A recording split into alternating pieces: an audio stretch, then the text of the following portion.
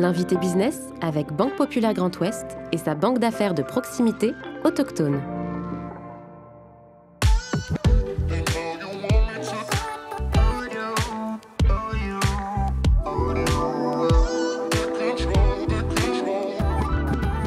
Institution gastronomique fondée par Clovis Gosselin en 1889 au cœur de la Normandie, la Maison Gosselin atteint un chiffre d'affaires de 4 millions d'euros.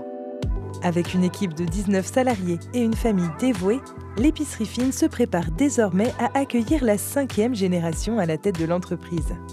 Françoise Besselière, gérante de la Maison Gosselin, est aujourd'hui l'invitée business. Bonjour Françoise Gosselin. Bonjour. Merci beaucoup d'avoir accepté notre invitation dans le fauteuil de l'invité business et puis très heureux de vous recevoir dans le cadre de ce théâtre de la Parcheminerie à Rennes. Merci d'avoir fait le déplacement depuis la Manche également. On va revenir évidemment sur cette histoire familiale, entrepreneuriale, plus de 130 ans d'existence pour la maison que vous dirigez aujourd'hui. Comment est-ce que vous l'expliquez d'ailleurs, cette longévité? Elle tient à quoi? Elle tient à se dire tous les matins, on va au travail, on fonce, on voit l'avenir et le fil conducteur et on avance pas par pas et surtout en pensant aux générations d'avant, en les respectant et en essayant d'amener sa petite touche personnelle au fur et à mesure des années. Voilà. Qu'est-ce qu'ils vous ont laissé d'ailleurs comme mémoire, mais comme valeur aussi de travail, d'engagement à vos parents? Déjà, mon arrière-grand-père, c'est lui qui a construit l'immeuble. Et bon, il y a eu plein de péripéties, mais surtout cette foi dans le métier d'épicier. Vraiment avec un grand E, où les épices, les beaux produits ont vraiment ce fil conducteur où la belle matière première est respectée chez nous et savoir acheter, savoir sentir les bons produits, écouter les producteurs et acheter ce qu'il y a de plus beau. C'est ce qui fait la noblesse de votre métier, on le comprend bien, on le sent bien dans vos mots. Naître, grandir dans une famille de commerçants, c'est forcément... C'est pas simple. C'est pas simple, non? Non. Pourquoi c'est pas simple? On vit magasin, on vit l'épicerie du matin au soir, du soir au matin. Moi, j'ai vécu au-dessus du magasin toute ma jeunesse. Mes enfants ont un petit peu, mais moins que moi. Et en fait, on baigne dedans, on est toujours dedans. Et j'arrive à 60 ans et j'ai toujours vécu qu'avec le magasin. Savoir s'en échapper, mais surtout revenir vite, ça c'est trop drôle. Et j'essaye de faire passer ce message-là à mes enfants. Je pense qu'ils l'ont compris. Mais quand vous regardez justement votre engagement, votre existence consacrée à cette aventure, qu'est-ce que vous dites? C'est un poids, une responsabilité ou une fierté, avant tout? Tout mélanger, tout mélanger. En fait, un poids parce que vous êtes un petit peu condamné à être toujours au travail, mais une récompense quand on voit que les clients sont contents. Mes enfants arrivent au magasin. Je trouve que c'est déjà une belle aventure de réussite. Ouais, que les enfants soient concernés par le métier, aiment ce métier, j'ai réussi quelque chose. Et comment vous avez, vous, Françoise Gosselin, imprimé votre marque par rapport aux générations qui vous ont précédé, alors tout en respectant la continuité? Je suis une fille, en fait. Mais première dirigeante, hein. Première voilà, dirigeante. Mon papa a fait 3 filles, donc c'est obligé que ce soit une fille. Et ça a changé beaucoup de choses, je trouve. Il y a moins cet esprit rustique dans les choix. On amène un peu plus de... je pense, un peu plus de féminité dans les choix, un peu plus côté girly, côté... des épices un peu plus subtiles ou des choses... J'adore la rose, donc je mets de la rose à tout bout de champ partout. De la rose et du rose, j'adore. je baigne dans le rose. Et dans votre façon de manager, dans la façon justement de diriger les équipes chez Gosselin, est-ce que ça a changé peut-être d'une manière un peu patriarcale que vous avez connue dans les 3 générations qui vous ont précédé? De toute façon, c'était obligé de changer. Ça aurait été un homme à ma place, ça aurait été la même chose. Je pense que le management d'une équipe a vraiment, vraiment changé. Je pense que je l'ai peut-être plus senti plus vite que certains.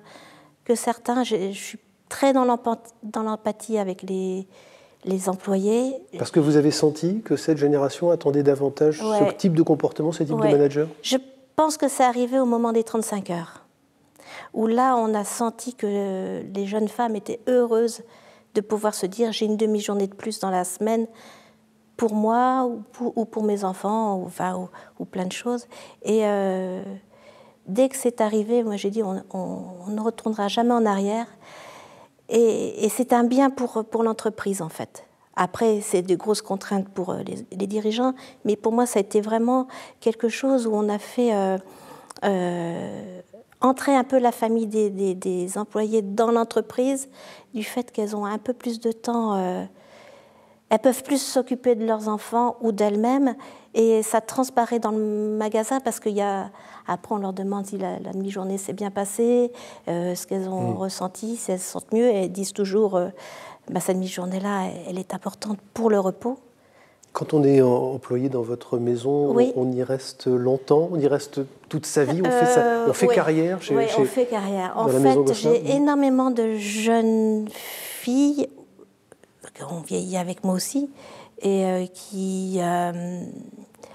de jeunes hommes aussi quand même, où on a pris le temps. C'est-à-dire qu'on a commencé un apprentissage jeune. La majeure partie, elles ont commencé à 16 ans chez nous, hein, avec des diplômes à chaque fois de plus en plus forts. Et surtout prendre le temps qu'elles s'ouvrent, qu'elles trouvent le magasin, qu'elles se l'approprient, qu'ils se l'approprient, et que ça devienne un peu leur bébé aussi, de savoir comment gérer un rayon. Et moi, je l'entends souvent, elles me disent, c'est mon rayon, je vais faire ci, voilà. C'est aussi leur entreprise, ils se l'approprient. On l'a bien compris. Peut-être sur la partie capitalistique, parce que c'est resté une maison, évidemment, avec ce capital familial très fort, très ancré sur le territoire, on l'a bien compris. En 135 ans, on a dû venir vous faire les yeux doux. Oh là là. Je pense aux acteurs de la grande distribution. Oui. Comment est-ce que vous avez résisté? Là, c'était du temps de mes parents.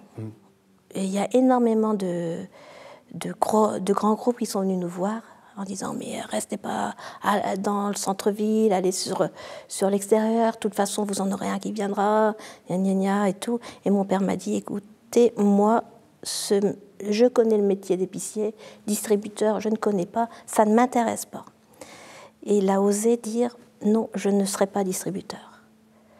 Ça a été très dur. Moi, j'étais toute jeune à ce moment-là, c'est les années 80. J'en garde un souvenir assez grave, des moments très durs pour ce choix-là, mais... Il fallait des convictions et de la trésorerie pour résumer les choses? Il n'y avait rien du tout, surtout à ce moment-là. Hein. Vous savez, on était bons à être abattus. Hein. Et il y avait cet abattement aussi là dans le magasin. Et en fait, au moment du centenaire, 1989, j'ai rencontré mon mari.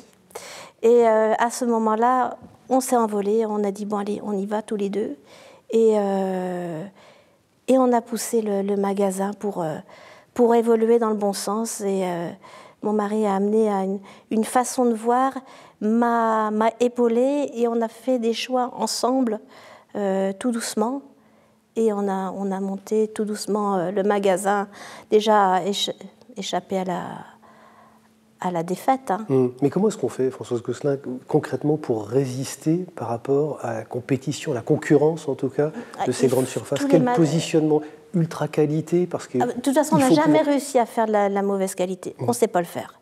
Mon papa a essayé, on ne savait pas vendre ça. On n'a jamais réussi.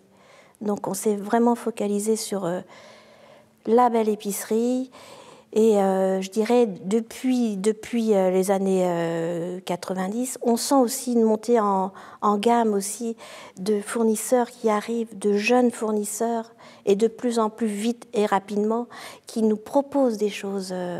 Retour à la terre, respect des produits... Bon, c'est dans l'air du temps.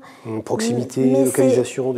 Proximité, ça c'est un autre problème. En étant épicier, on ne peut pas être à proximité. C'est pour pas le possible. café, je suppose que c'est compliqué, café, effectivement. Épices, oui, tout. Bien sûr. Le monde, pour nous, c'est de la proximité. Hein. Bon, les fournisseurs, je comprends bien. Je pense quand même aussi à vos clients, c'est-à-dire que la qualité, ça a un prix dans un contexte inflationniste.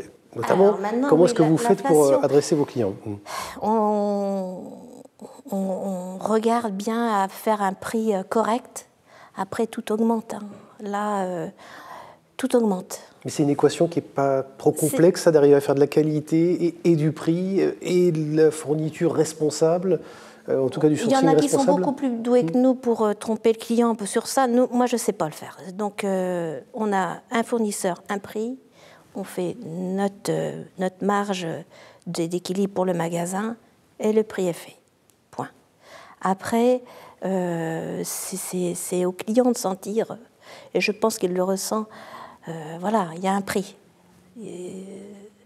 Si on veut quelque chose de bien, il y a un prix. Vous avez le sentiment quand même que les clients aujourd'hui reviennent à des choses, sont prêts peut-être à consommer un peu moins, mais mieux en qualité. Qu'est-ce qu'ils vous demandent? Qu'est-ce qu'ils attendent de vous quand ils sont dans votre magasin là? Ils viennent vous chercher, je pense aux trentenaires, aux jeunes, en tout cas actifs. Surtout les trentenaires. Surtout les trentenaires. Les trentenaires, je trouve que c'est beaucoup plus facile maintenant. Mes enfants, je pense, auront moins de mal que nous parce que les trentenaires, grâce à Internet et compagnie, connaissent la marchandise, sont instruits sur la belle épice, ils connaissent tout et ils savent goûter.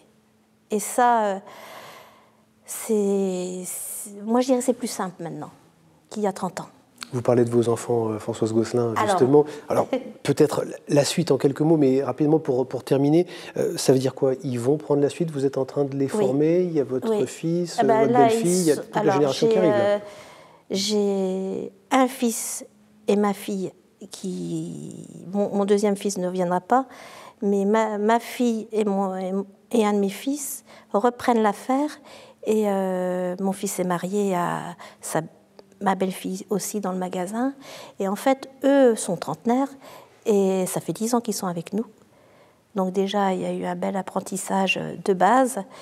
Et maintenant, ils commencent à s'envoler, à avoir des idées. Je suis ravie, je leur dis allez-y, ne vous gênez pas. Ça va rester une maison en physique, en dur, pas de boutique en ligne, pas de plateforme 100%. Ils ont déjà inventé une boutique en ligne. Mais moi, je ne suis même pas allée, ça ne m'intéresse pas.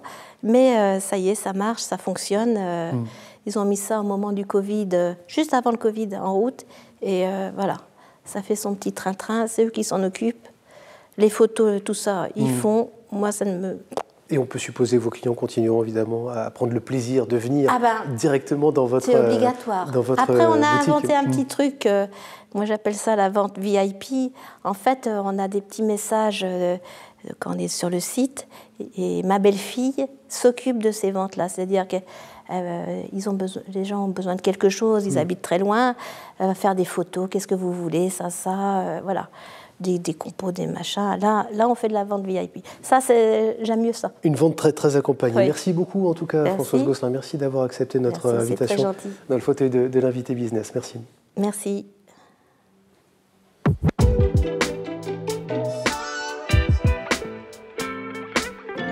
L'invité business avec Banque Populaire Grand Ouest et sa banque d'affaires de proximité autochtone.